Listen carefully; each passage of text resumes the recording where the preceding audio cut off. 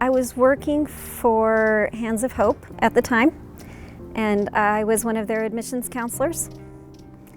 And Cherie came to one of our in-service, and she started talking about refugees. And she started mentioning these mothers that were home by themselves and they couldn't learn English because they couldn't go to training. And I thought, well, that's something I could do. And I'd always been afraid of Muslims. I had. And she was talking about, you know, the mom that she had for me was from Lebanon. And I thought, okay, God, if this is what you're calling, because at first I said, hey, Cherie, give me anybody else but Muslims because I'm not comfortable with them. Well, God had another plan for me. And so he gave me this lovely, lovely Lebanese lady that was married to an Iraqi man. And I met her and I fell in love with her and her family. And I taught her English and she taught me Arabic. And I felt, you know, that God brought me there because he wanted to teach me that everybody is the same. A few years ago, my best friend and I were at Fountain of Life Church, which is the Lutheran church, and we decided that we wanted to become more involved with refugees. So we approached our pastor and we said, Pastor, we would like to adopt a family through TRM. And he said, that would be great, go ahead and do it. You and Victoria are in charge of this, you go ahead and do it. So we approached Cherie, we said we want a family. She said, okay, there's a Burmese family and they're coming into town in a month.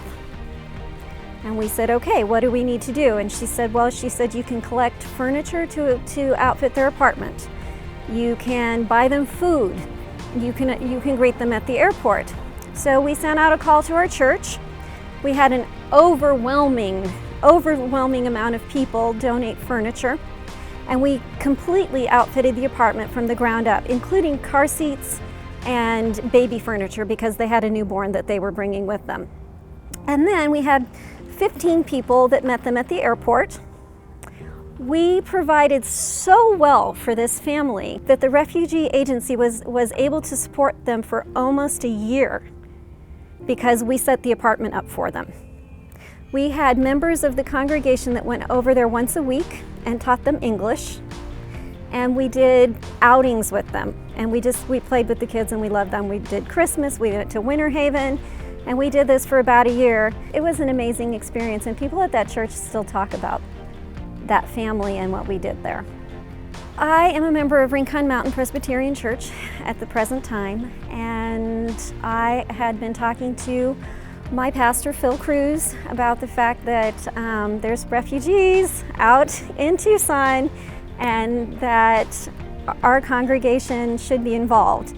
At the same time, I was speaking with him. Joelle Smith, who is the associate pastor's wife, was saying the same thing to her husband, and they were talking about the fact that we should get involved. And Joelle was very passionate about it as well.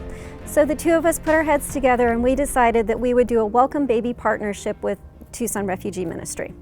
We approached Cherie. We asked her to come over and talk to our group. We have probably 10 women that are involved right now. And we have made a three-month commitment to an Iraqi lady. She just had the baby last week. Little Mayer, she's so cute. And we're spending time with them. We had a beautiful baby shower. We got her a nice crib. I think it's going to be great for our church. I know that God has called me as a leader.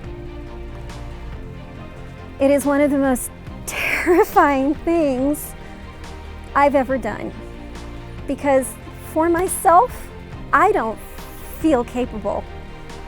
But in my quiet time with him, in the time that I spend with him every single day, it's the same message.